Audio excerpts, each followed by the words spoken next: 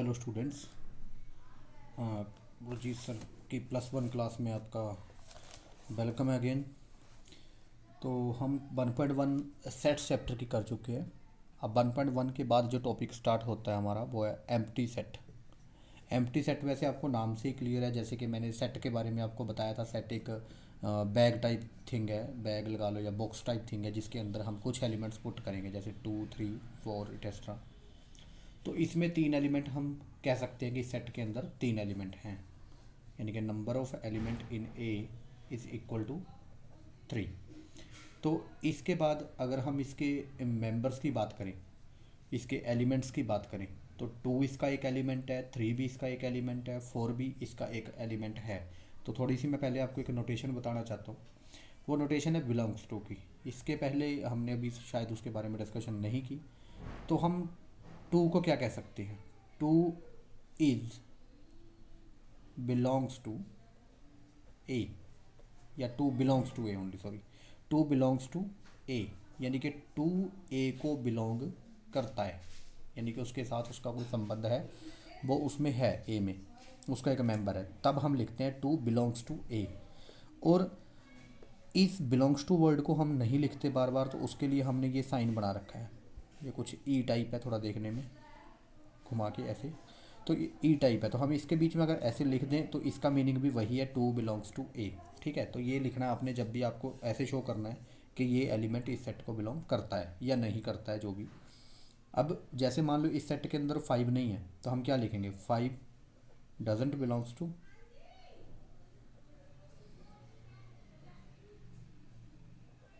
ए। तो इसके बारे में इतनी लेंथी लाइन लिखने की भी ज़रूरत नहीं है। तर आप इसके बारे में क्या लिखोगे? 5 डज नॉट बिलोंग्स टू के लिए आप बिलोंग्स टू का साइन बना के उसे कट कर दोगे और ऊपर से ए। इसका मतलब है 5 does not belongs to A, क्योंकि 5 उसको बिलोंग नहीं करता। अब अगर मैं आपसे पूछूं कि जैसे 7 और ए के बीच में ये साइन आएगा या ये साइन आएगा, तो क्लियर सी बात है 7 इसके अंदर नहीं है, तो हम इसे does not belongs to put करेंगे यहाँ पे।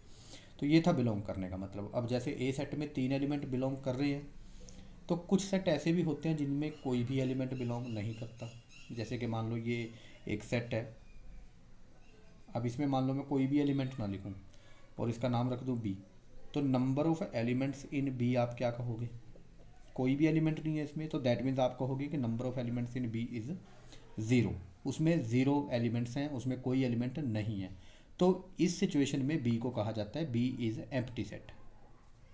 जब उसमें कोई भी एलिमेंट ना हो तो उसे एम्प्टी सेट कहा जाता है। तो ऐसी सिचुएशन अक्सर होती है, जैसे मान लो हम सेट बिल्डर फॉर्म से सेट में कन्वर्ट करते हैं, टेबुलर फॉर्म में कन्वर्ट करते हैं।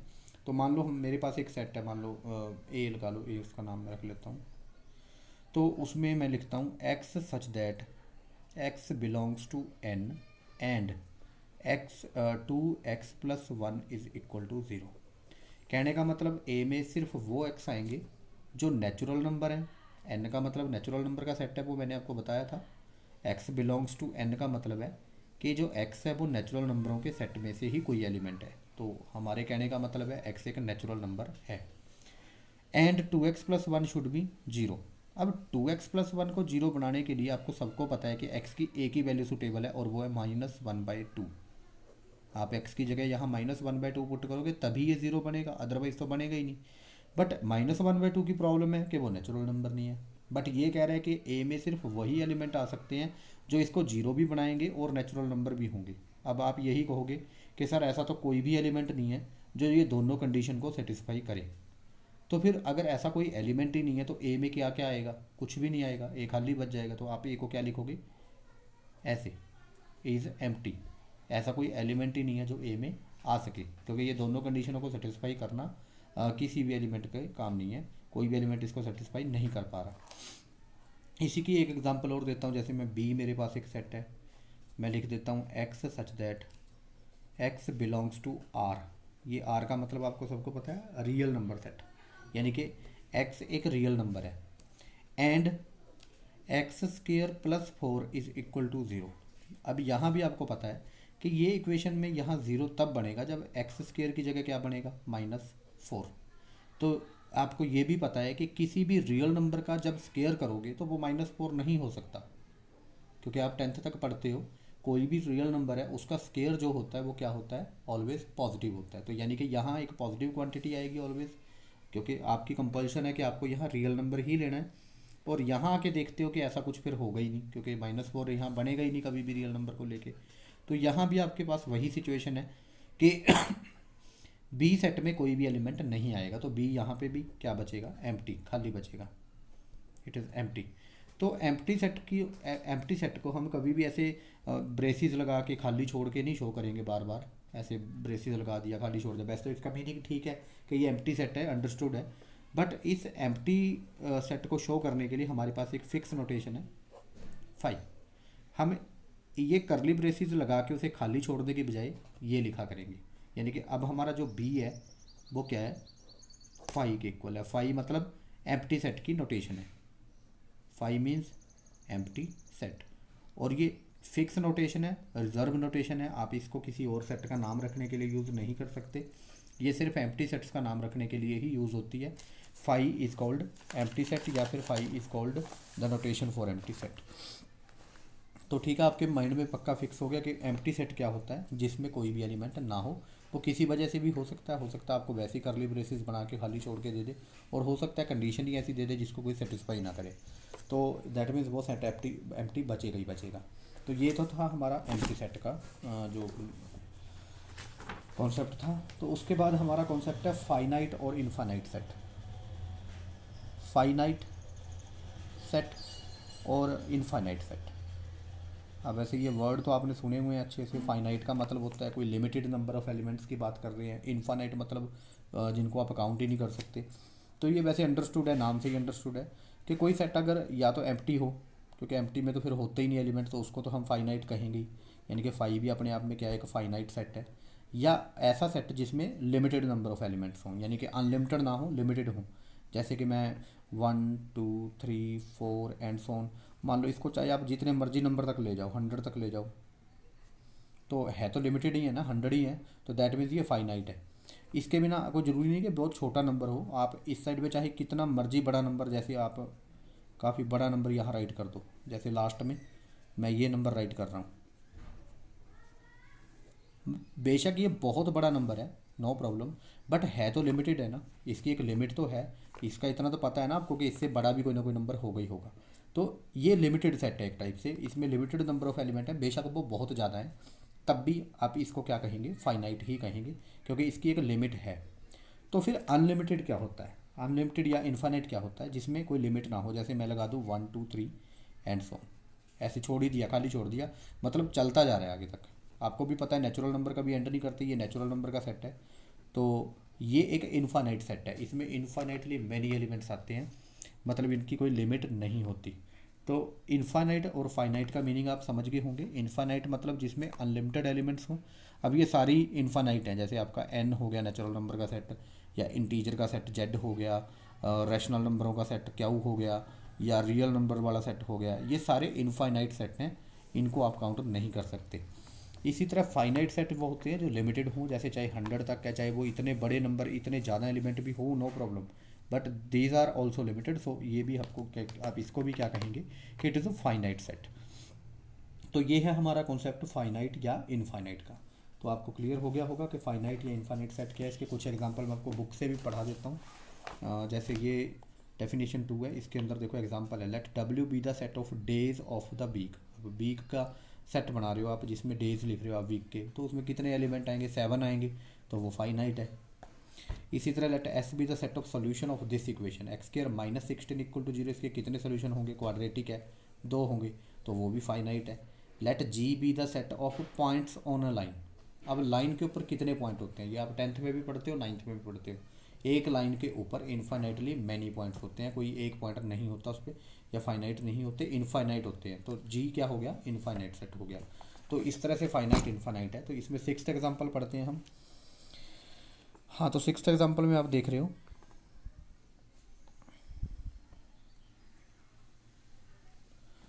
State which of the following sets are finite और इनफाइनाइट।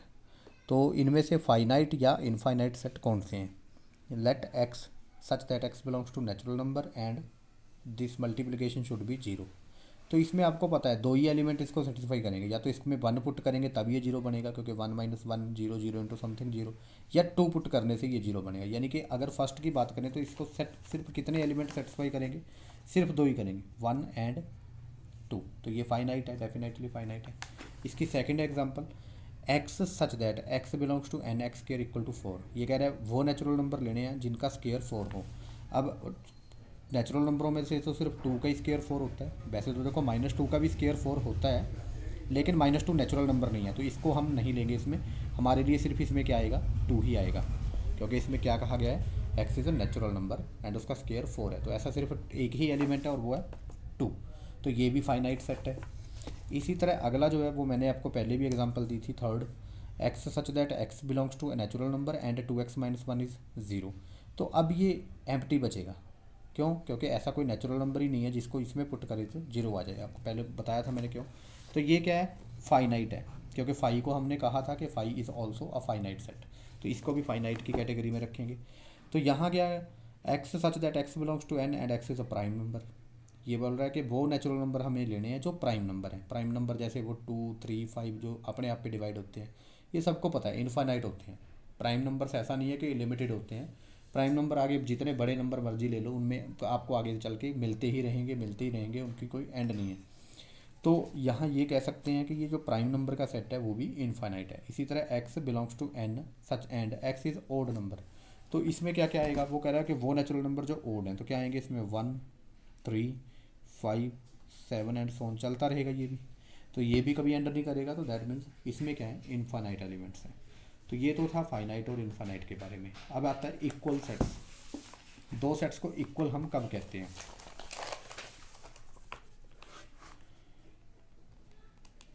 आप बुक में से भी डेफिनेशन पढ़ लेना। इक्वल सेट्स हम दो सेट्स को तभी कहते हैं जब उसका हर एलिमेंट सेम होता है। यानी कि जैसे मेरे पास दो एलिमेंट सेट हैं, 1, 2, 3, 4, एक सेट में रख देता हूँ, दूसरे सेट में रख लेता हूँ 3, 2, 1, 4। तो इसमें आपको भी पता है ऑर्डर कोई मैटर नहीं करता, ये एक ही सेट है, तो इनको इक्वल कहा जाएगा क्योंकि इसमें चार एलिमेंट हैं, इसमें भी चार हैं, ऊपर से एलिमेंट मैच भी कर रहे हैं। देखो 1 इसमें है तो 1 इसमें है, 2 इसमें है तो 2 इसमें है, 3 इसमें है तो 3 इसमें भी है, 4 इसमें है तो 4 इसमें भी है। मतलब ऐसा नहीं है कि इसके पास कोई एलिमेंट है जो इसमें ना हो, या इसके पास कोई ऐसा एलिमेंट हो जो इसमें ना हो, ऐसा कुछ भी नहीं है। तो इसलिए इन दोनों सेट्स को क्या कहा जाएगा, इक्वल। हाँ, अगर इस बात का ख्याल रखें, अगर इसमें एक भी एलिमेंट इन दोनों में से किसी में ऐसा हुआ जो दूसरे में ना हो, तो हम ये कहेंगे कि ये सेट इक्वल नहीं है। तो इक्वल की तरह थोड़ा थोड़ा इक्विवेलेंट भी होता है। अब इक्विवेलेंट किसको बोलते हैं, इक्वल को नहीं, इक्वल से अलग डेफिनेशन है इसकी। इक्विवेलेंट सेट्स कहते हैं हम दो सेट, यानी कि मान लो ए और बी हमारे पास हैं, अगर उनमें नंबर ऑफ़ एलिमेंट इक्वल हों, जैसे number of element in A number of element in B के इक्वल हो, तो हम इन्हें इक्विवेलेंट सेट कहते हैं। तो ठीक है, थोड़ा सा मैं इसको एग्जांपल से क्लियर कर देता हूँ। जैसे मेरे पास एक सेट है ए, मैं इसमें लिख लेता हूँ 1, 2, 3, 4, 5, और एक सेट है बी, उसमें लिख लेता हूँ मैं ए, ई, आई, ओ, यू। ये वॉवल्स का सेट है और ये वैसे 5 तक मार्क्स हैं, नंबर लिखे हुए हैं इसमें। तो ये ए और बी में अगर आप नंबर ऑफ़ एलिमेंट्स की बात करो वो इक्वल है, क्योंकि number of element in A और number of element in B दोनों ही क्या है, 5 5 है दोनों में, 5 एलिमेंट इसमें है, 5 इसमें है। तो A and B are equivalent. तो हम ए एंड बी को यहाँ क्या कह सकते हैं, A and B are equivalent sets.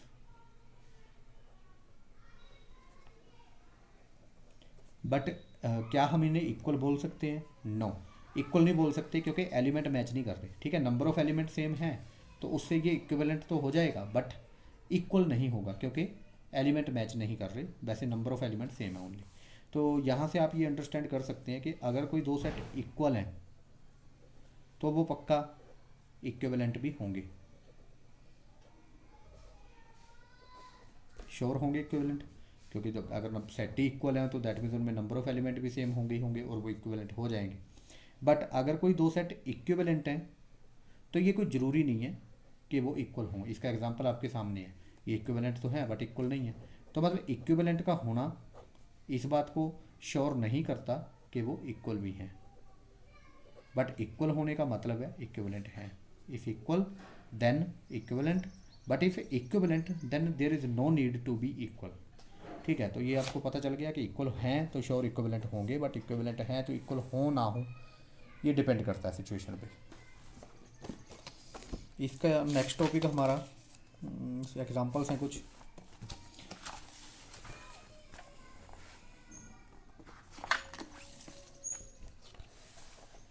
पहले आप पढ़ लो स्टेटमेंट इसकी। Find the pairs of equal sets if any, give reason. अब ए सेट में क्या है, 0 है ओनली। अगर बी सेट की बात करें तो उसमें कहा गया है कि x such that x is greater than 15 and x is less than 5। मतलब वो 15 से तो बड़ा हो और 5 से लेस हो। अब ऐसा कभी हो सकता है क्या कि कोई सेट एलिमेंट जो है वो 15 से तो बड़ा है बट 5 से लेस है? ऐसा नहीं हो सकता। जो 15 से बड़ा है वो 5 से तो बड़ा ही होगा। तो दैट मीन्स हम ये कह सकते हैं कि बी में कोई भी एलिमेंट नहीं आएगा। तो ए तो हमारा दे ही रखा था हमें, इसमें तो सिर्फ 0 थी, बट बी इज़ एम्प्टी, उसमें कुछ भी नहीं है, तो उसे 5 के इक्वल लिखेंगे क्योंकि कोई एलिमेंट सेटिस्फाई नहीं करेगा। उसी तरह अगर सी की बात करें तो उसमें कहा गया है कि x such that x minus 5 is equal to 0, मतलब इसको सेटिस्फाई करना चाहिए। तो इसको एक ही एलिमेंट सेटिस्फाई करेगा, वो है 5। आप 5 पुट करो तो ये 0 बन जाएगा। तो यानी कि सी में आएगा सिर्फ 5 और डी एक्स स्केयर 25 होना चाहिए। देखो इसमें एक्स के बारे में ऐसा कोई स्पेसिफाई नहीं किया गया कि वो नेचुरल नंबर होगा, रियल नंबर होगा, क्या होगा। वो कह रहा है कि जो भी मिले वो बता दो आप, कि कोई भी एलिमेंट जिसका स्केयर 25 है। तो इसके लिए हमारे पास 2 एलिमेंट इसको सेटिस्फाई कर देंगे और वो है हमारा -5 और एक +5। इन दोनों का स्केयर क्या होता है, -5 और 5 का दोनों का स्केयर क्या होता है, 25। तो ये डी में आ जाएंगे। इसके बाद ई में क्या है, x such that x is an integer x is an integral positive root of the equation this x square minus 2x minus 15 equal to 0। तो वो इंटेग्रल पॉजिटिव रूट की बात कर रहा है किसके, x square minus 2x minus 15 equal to 0। अब इसके पॉजिटिव भी होने चाहिए वो रूट, इंटेग्रल भी, इंटीजर भी होने चाहिए यानी कि, ठीक है। तो पहले तो रूट निकाल लेते हैं इसके रूट हो गए आपके पास एक्स स्क्वायर, इसके पेयर बनेंगे। देखो 5 3 या 15, 5 - 3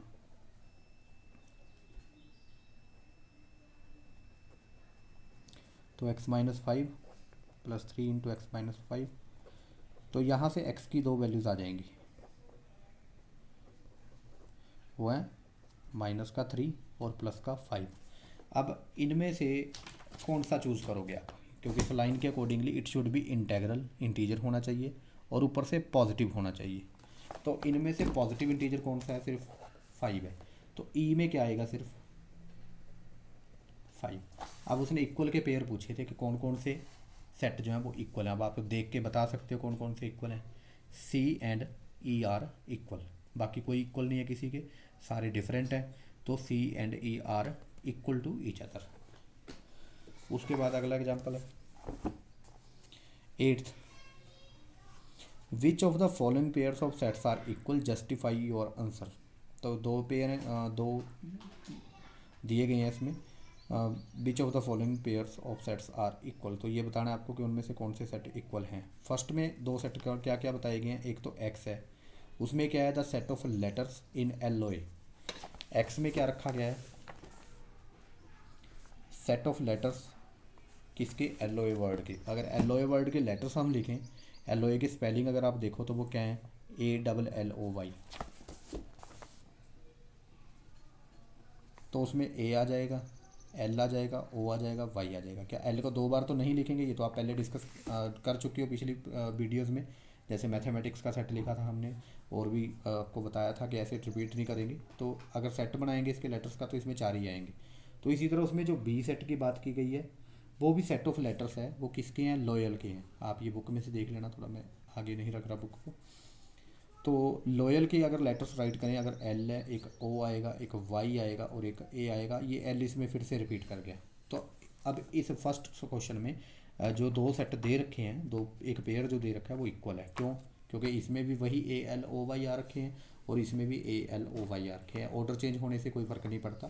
तो इस केस में हमारा जो पेयर है एक्स और बी का वो इक्वल है। अब सेकंड पार्ट पे आते हैं इस सब के। सेकंड पार्ट में क्या है, ए में क्या है, n such that n belongs to integer and n square less than और इक्वल टू 4। मतलब n जो है वो इंटीजर भी होगा और उसका स्क्वायर जो है वो 4 के इक्वल भी हो सकता है और उससे लेस भी हो सकता है, ठीक है। यानी कि इसमें क्या लिखा गया है, n such that n belongs to z, वो इंटीजर है, एंड एन का स्केयर लेस देन और इक्वल टू 4 है। तो इसमें जो एलिमेंट राइट करेंगे वो देखो क्या क्या होंगे। यू नो वेरी वेल कि -2 का स्केयर एक तो 4 होता है, तो -2 आ जाएगा। -3 नहीं आएगा। अगर हम इसमें पूरे सेट की बात करें ना तो इधर पीछे से चलेंगे तो इधर से -5 -4 -3 -2 -1 0 1 2 3 4 एंड सो ऑन ऐसे चलते रहेंगे। तो इनमें से चूज़ करने की बात आएगी। तो जो -2 से इधर है एलिमेंट -3 है, -3 का स्केयर तो 9 होता है, वो इससे लेस नहीं है, इसको चूज़ नहीं करेंगे। -4 का स्केयर तो और भी ग्रेटर हो जाएगा। तो ऐसे ग्रेटर होते चले जाएंगे स्केयर। तो हम यहाँ से स्टार्ट कर पाएंगे -2 से, क्योंकि इसका स्केयर 4 के इक्वल है, क्योंकि इक्वलिटी भी यहाँ पे है। इसी तरह 1 का स्केयर -1 का स्केयर भी 1 हो जाएगा, वो भी चूज़ हो जाएगा। 0 का स्केयर 0 होता है, वो भी लेस है, तो वो भी चूज़ हो जाएगा। 1 का स्केयर 1 होता है, वो भी लेस है 4 से। 2 का स्केयर भी 4 के इक्वल है। तो इसमें ये 5 एलिमेंट आएंगे, 1 2 3 4 5, -2 -1 0 1 2। तो उसका दूसरा जो पेयर है वो है B, x such that x belongs to R and x square -3x + 2 = 0। वैसे तो आपको देखते ही क्लियर हो जाएगा इसका दूसरा जो पेयर है, x such that x belongs to R, वो रियल नंबर होना चाहिए। और दूसरा एक्स स्केयर -3x + 2 = 0। वैसे देखो अगर आप दिमाग थोड़ा सा लगाओ तो इसमें ज़्यादा से ज़्यादा कितने एलिमेंट आएंगे। देखो इसमें 2 ही एलिमेंट चूज़ हो सकते हैं, क्योंकि क्वाड्रेटिक के 2 ही सोल्यूशन होते हैं, जबकि इसमें कितने हैं 5। तो इनका इक्वल होना कोई मीनिंग ही नहीं बनता, होंगे ही होंगे नहीं इक्वल। बट फिर भी चलो हम इसके एलिमेंट बना लेते हैं। एक्स स्केयर -3x + 2 के क्या पेयर बनेंगे, x - 2 × x - 1, यानी कि x क्या क्या हो जाएगा 2 या 1, और दोनों ही चूज़ हो जाएंगे क्योंकि रियल नंबर तो वो हैं। तो बी में सिर्फ 2 ही एलिमेंट आएंगे, एक 2 और एक 1। तो ये दोनों इक्वल नहीं है। तो हम यहाँ क्या लिखेंगे, जो पेयर था इसका एक्स और बी का वो इक्वल पेयर नहीं है, जबकि फर्स्ट पार्ट में जो पेयर था एक्स और बी का वो पेयर इक्वल था। तो ये है इक्वालिटी चेक करने का तरीका। तो आप अब 1.2 खुद ट्राई करोगे। इसकी अगर कोई प्रॉब्लम इसमें से आती है तो आप इसमें ग्रुप में भी डिस्कस कर सकते हो, क्योंकि ओपन है ये ग्रुप, इसमें आप सेंड कर सकते हो कुछ भी, ठीक है। तो कोई भी प्रॉब्लम आए तो 1.2 में से आप मेरे साथ डिस्कस कर लेना। उसके बाद हमारा जो कॉन्सेप्ट है, मैं इसे पूरा नहीं करूँगा 1.4 का, जितना भी जस्ट सबसेट करेंगे, और जस्ट सबसेट ही करेंगे थोड़ा, क्योंकि इसके बारे में मैं थोड़ा सा आपको ज़्यादा बताना चाहता हूँ। तो सबसेट क्या होता है, सबसेट वैसे तो नाम से भी क्लियर है आपको। सबसेट मतलब किसी सेट का छोटा पार्ट। जैसे सब इंस्पेक्टर होता है, वो इंस्पेक्टर से छोटा होता है ना। सब डिवीज़न होती है कोई, जैसे डिवीज़न में ज़्यादा बड़ा एरिया आता है, सब डिवीज़न में उससे थोड़ा छोटा एरिया आता है ना। सब कॉन्टिनेंट हो गया। इस तरह से सब वर्ड से क्लियर है, ये सबसेट का मतलब होगा किसी सेट का छोटा पार्ट। दैट मीन्स कि जैसे आपके पास कोई सेट है 2 3 5 9 8, तो इसका कोई छोटा पार्ट क्या हो सकता है। जैसे ए कोई सेट है तो उसका छोटा पार्ट बी ये हो सकता है। देखो 2 3 5 लिख दो जस्ट इसमें, ये इसी का पार्ट है एक, इसके ही एलिमेंट्स को लेके इसे बनाया गया है। तो ये बी जो है इसको क्या कहेंगे हम, ए का सबसेट कहेंगे, यानी कि B is subset of A. तो इसे हम ऐसे नहीं लिखेंगे इज सबसेट ऑफ। इसके लिए भी जैसे बिलोंग्स टू के लिए नोटेशन थी, तो बी और ए के बीच में हम ये कंटेनमेंट का सेट जो साइन है, ये है देखने में थोड़ा थोड़ा सी जैसा है, बट इसकी थोड़ी जो लाइंस हैं लेंथी हैं। इसके नीचे एक ये साइन भी सिंबल लगा देते हैं। इसका मतलब होता है या बी ए के इक्वल है या फिर बी उसका सबसेट है, यानी कि उसका एक छोटा पार्ट है एग्जैक्टली। तो इसे कहते हैं सबसेट। जैसे बी हमारा ए का सबसेट है। अब अगर मैं ये सेट एक और सेट लिखूँ डी, उसमें मैं लिख देता हूँ 2 3 और 7 लिख देता हूँ, तो हम डी को सबसेट नहीं कह सकते। तो D is not a subset, इसके ऊपर क्रॉस लगाना पड़ेगा हमें, वही बिलोंग्स टू की तरह से। D is not subset of A, क्यों, क्योंकि डी इसका कोई छोटा पार्ट नहीं है। उसमें तो 7 भी आ रखा है, जबकि 7 तो इसमें है ही नहीं। मतलब सबसेट का मतलब है हम जिसको सबसेट बोल रहे हैं उसका हर एक एलिमेंट इसमें होना चाहिए। जैसे कि इसमें 2 है, हम बिल्कुल एलिमेंट वाइज मैच करेंगे। 2 उठाएंगे, यस इसमें है। 3 उठाया, यस इसमें है। 5 उठाया, यस इसमें है, तो यस इट इज़ सबसेट। तो हर एक एलिमेंट इसमें है, तो ये सबसेट है। इसी तरह 2 उठाएंगे, इसमें मिल जाएगा। 3 उठाएंगे, ये भी मिल जाएगा। बट 7 उठाया, वो हमें नहीं मिला, तो हम ये कहेंगे कि D is not subset of A. तो इस बात का ख्याल रखें, अगर एक भी ऐसा एलिमेंट हमें मिला जो इसमें नहीं है तो हम उसको सबसेट नहीं कह सकते। तो सबसेट सिर्फ उसे कहेंगे जिसका हर एक एलिमेंट उसमें होगा। यानी कि अगर हम इसकी डेफिनेशन लिखें प्रॉपरली, तो B is subset of A if and only if x belongs to b implies x belongs to a for every x belongs to b। अब इस पूरी लाइन को मैं समझा देता हूँ। b is a subset of a if and only if b a का subset होगा सिर्फ और सिर्फ तब जब x belongs to b imply, इस एरो के साइन को हम बोलते हैं इम्प्लाइज। जब ये लाइन, इस बात का मतलब ये निकलेगा, यानी कि अगर x b का एलिमेंट है तो ये पक्का x बिलोंग टू a भी होगा। तो यानी कि ये होना भी किसके लिए चाहिए, for every x belongs to b के लिए। ऐसे नहीं कि if and only if x belongs to b imply x belongs to a। अब ऐसा तो इसमें भी हो रहा है, 2 इसमें बिलोंग करता है तो 2 इसमें कर रहा है, 1-2 एलिमेंट के लिए तो इसमें भी हो रहा है ना। बट ये लाइन लगते ही देखो कंप्लीटली यहाँ से आपको समझ आ जाएगा, for every x belongs to a, यानी कि जो b सेट है उसका हर एक एलिमेंट ही उसमें बिलोंग करना चाहिए। ये x का मतलब यहाँ जर्नली कोई भी एलिमेंट हो सकता है। मैंने कोई, क्योंकि हर एलिमेंट तो हम लिख नहीं सकते, अब हर एक सेट की भी बात नहीं कर सकते, हम तो जनरली डेफिनेशन लिख रहे हैं कि अगर कोई एलिमेंट b में बिलोंग करता है तो इट विल एम्प्लाई, इससे ये मतलब निकलेगा कि वो एलिमेंट a में भी है, तब हम उसे सबसेट कह सकते हैं। और वो भी ऐसा जो हो रहा है वो हर एक एलिमेंट के लिए होना ज़रूरी है। ये जो फॉर एवरी लिखते हैं इसके लिए भी मैं ये साइन यूज़ करूँगा, वी लगा के उसके ऊपर लाइन लगा रखी है, तो इसका मतलब है फॉर एवरी या फॉर एवरी या फॉर ऑल, है ना। तो इसका मीनिंग समझ गए आप, b is a subset of A कब कहा जाएगा, जब इसका हर एक एलिमेंट इसको बिलोंग करेगा। तो इसके कुछ और एग्जांपल्स कर लेते हैं हम सबसेट के। जैसे आपके पास एक ऑड नंबर का, एक इवन नंबर का सबसेट है, सेट है मान लो, जिसमें 2, 4, 6, 8 एंड सो ऑन ये एलिमेंट चलते जा रहे हैं, और एक नेचुरल नंबर का सेट है, उसमें है 1, 2, 3, 4, 5 एंड सो ऑन। तो यहाँ आप देखोगे कि इस ई का हर एक एलिमेंट इसमें मिलेगा आपको, 2 भी मिलेगा, 4 भी, 6 भी, 8 भी, 10 भी एंड सो ऑन। तो ई का हर एक एलिमेंट इसके अंदर पे हमें मिल जाएगा नेचुरल नंबर के सेट में। तो हम ये कह सकते हैं कि E is a subset of natural number set. इसी तरह आप कोई वैसे छोटा सा सेट बना लो, 1, 2, 5, 9, तो ये जो सेट है इसका नाम ए रख लो। तो ये जो ए है इसमें भी सारे नेचुरल नंबर ही ले रखे हैं मैंने, तो ये ए भी क्या है, सबसेट है नेचुरल नंबर्स का। तो इस तरह से ये डेफिनेशन हो गई, ये एग्जांपल्स हो गए कि किसको हम सबसेट कहते हैं। तो यहाँ अब 2 बातें मैं क्लियर करूँगा। एक तो आपको बता दिया मैंने सबसेट किसे कहते हैं, अब इससे पहले आपको ये भी बताया था कि एलिमेंट किसे कहते हैं। जैसे 1 है वो ए का एक एलिमेंट है, उसका एक मेंबर है, 2 ए का एक मेंबर है, 5 उसका मेंबर है, 9 उसका मेंबर है। तो कई बार कुछ सेट ऐसे भी आ जाते हैं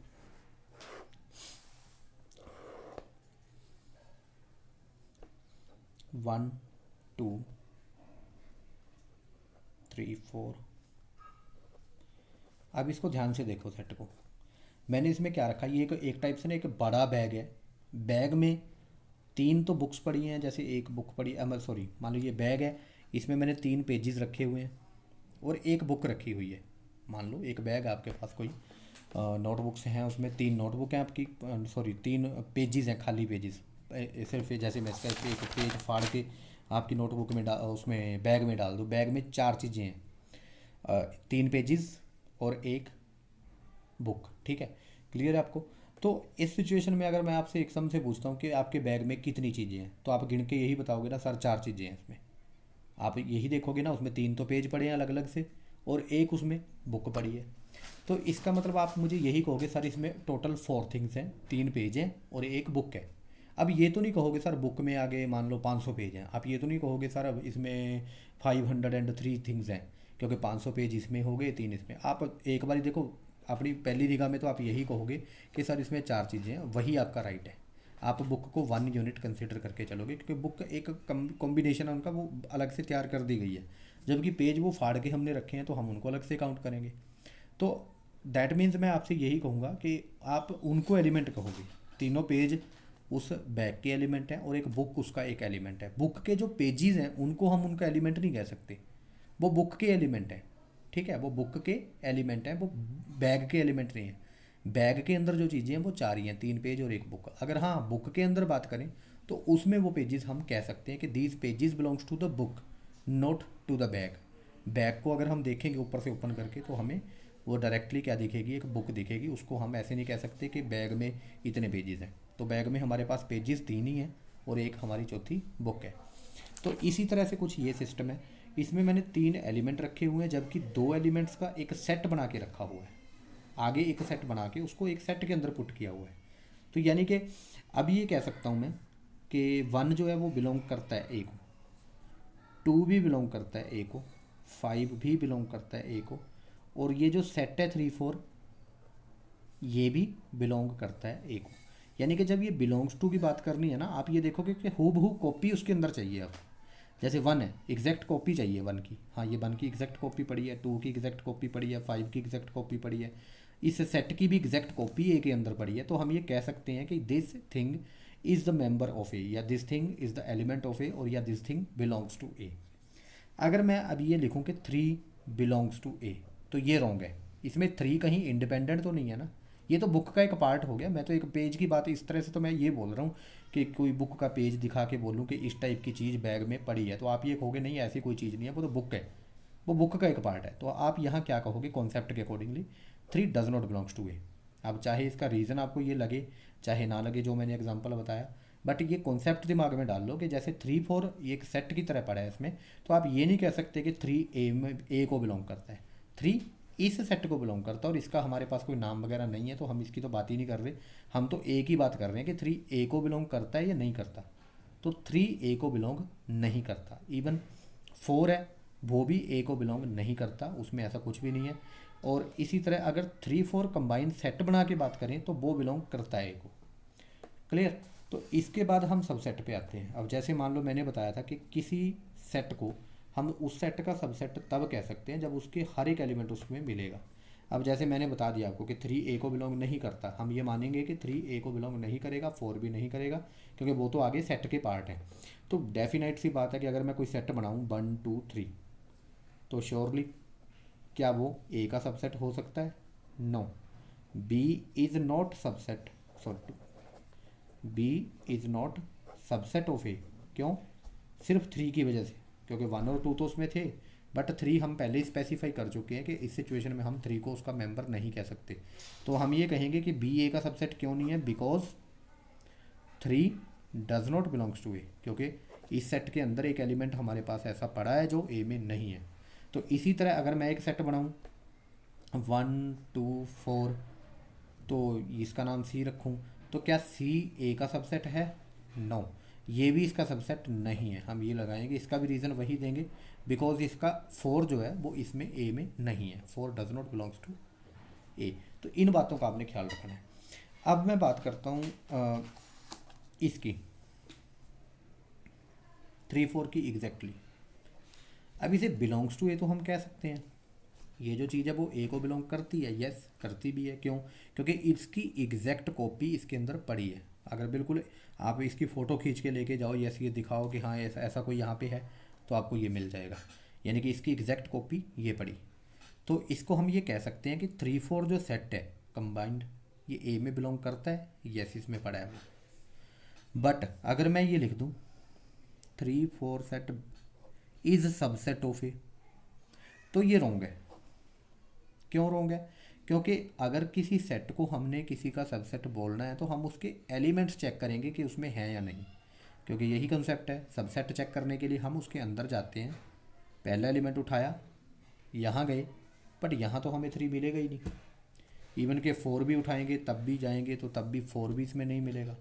तो इसके दोनों एलिमेंट जो हैं, इस सेट के दोनों एलिमेंट 3 और 4 इसमें नहीं है। तो इसलिए हम इसको इसका सबसेट नहीं कह सकते, हम इसको इसका मेंबर कह सकते हैं। यानी कि 3 4 बिलोंग्स टू ए तो होगा, बट 3 4 ए का सबसेट नहीं होगा। तो इसके लिए हम क्या लगाएंगे, इस पर क्रॉस का साइन लगा देंगे, ठीक है, कि 3 4 जो है वो सबसेट नहीं है ए का, वो एक कॉपी, एग्जैक्ट कॉपी उसके अंदर पड़ी है। हाँ, अब मैं एक काम करता हूँ, अब मुझे ये बताओ, मैं दोबारा यहाँ लिख लेता हूँ वही सेट 1 2 3 4 और 5। तो अब मैं एक सेट तैयार करता हूँ, उसमें मैं सिर्फ एक ही एलिमेंट रखूँगा, और वो भी इसी सेट में से उठा के, और वो भी कौन सा, ये वाला एलिमेंट उठाया और मैंने इस सेट में पुट कर दिया उसको। अब अगर मैं ये कहूँ कि इसका नाम रख लेते हैं बी, कि number of elements in B कितने हैं, तो डेफिनेटली आप क्या कहोगे, एक ही है 3 4 ये वाला, तो हम 1 लिखेंगे, ऐसे नहीं कि 2 लिखेंगे, क्योंकि ये वही काम है जैसे किसी बैग के अंदर एक बुक पड़ी है और मैं बच्चे से पूछता हूँ बेटे बैग में कितनी चीज़ें हैं, तो डेफिनेटली वो क्या बताएगा, सिर्फ एक है। ऐसा तो नहीं कि उसके पेज काउंट करने बैठ जाएगा, डेफिनेट सी बात है यही कहेगा कि बुक एक पड़ी है जी इसमें। तो उसी तरह से मैं ये कह रहा हूँ कि ये कॉम्बिनेशन ऑफ ये सेट अपने हमें बना के बाइंड अप करके रख दिया हमने। तो अब बी सेट में अगर एलिमेंट्स काउंट करें तो सिर्फ एक ही एलिमेंट है और वो है 3 4। तो अब ये जो बी सेट है ये ए का सबसेट होगा। क्यों? क्योंकि किसी को सबसेट चेक करने के लिए हमारा काम क्या होता है, उस सेट के अंदर जाना, उसमें जितने भी एलिमेंट पड़े हैं 1 बाय 1 चेक करना कि क्या वो ए में है। तो इस तरह से मैं चेक करूँगा। अब मैंने इसका एक ही एलिमेंट था वही उठाया 3 4 और जाके चेक किया, सेम मिल गया मुझे यहाँ पे। तो डेफिनेटली हम ये कहेंगे कि B is a subset of A है। अब इसका फ़र्क पड़ गया, देखो मैं अकेले 3 4 को नहीं सबसेट कह सकता, ये तो इसका सबसेट नहीं है, सॉरी बिलोंग्स टू तो है वो, ये तो इसका सबसेट नहीं है। जबकि डबल ब्रेस कर देता हूँ मैं और ये इसका सबसेट होगा। इसका रीज़न आपको क्लियर है ना, कि इसकी बात करें तो हमारे लिए ये एक सेट बन जाता है जिसके अंदर 3 और 4 पड़े हैं, दो एलिमेंट, और ना 3 इसमें है ना 4 इसमें है, तो इसलिए ये इसका सबसेट नहीं है। इसी तरह अगर डबल ब्रेसिस लगा रखे हैं तो ये सेट मेन सेट यहाँ से बनेगा और इस सेट के अंदर हमें दिखेगा कि एक ही एलिमेंट पड़ा है। तो अगर एक ही एलिमेंट पड़ा है तो वो सेट एलिमेंट हम ढूंढेंगे इसमें जाके, वो हमें मिल जाएगा, जिसकी वजह से हम इसको इसका सबसेट कह सकते हैं। हाँ, अकेले 3 4 को आप क्या कह सकते हो, जैसे इसकी बात कर रहे हैं, इट इज़ बिलोंगिंग टू ए, ये बिलोंग करता है ए को, उसका एक मेंबर है वो, ये होगा। तो ठीक है, ये कॉन्सेप्ट आपका क्लियर है। तो मैं इसके बारे में इसी वजह से थोड़ा ज़्यादा बताना चाहता था कि क्लियरली आपको पता चल जाए। अब आपका जो काम है, जो करने वाला काम है, इसमें मैंने सारा करवा दिया। वैसे आपको कोई ज़्यादा एग्जांपल्स करवाने की मुझे ज़रूरत नहीं है क्योंकि मैं अपनी तरफ से करवा दिए सारे। तो आप इसमें से 1.2 पूरी ट्राई करना और 1.3 के आप सिर्फ 4 तक ट्राई कर सकते हो, या 3 तक कर लेना बहुत है, 3 तक फर्स्ट थर्ड सम। ठीक है, इसको मैं वैसे व्हाट्सएप पे भी डाल दूँगा तो आप यहाँ तक कर दो। Thank you.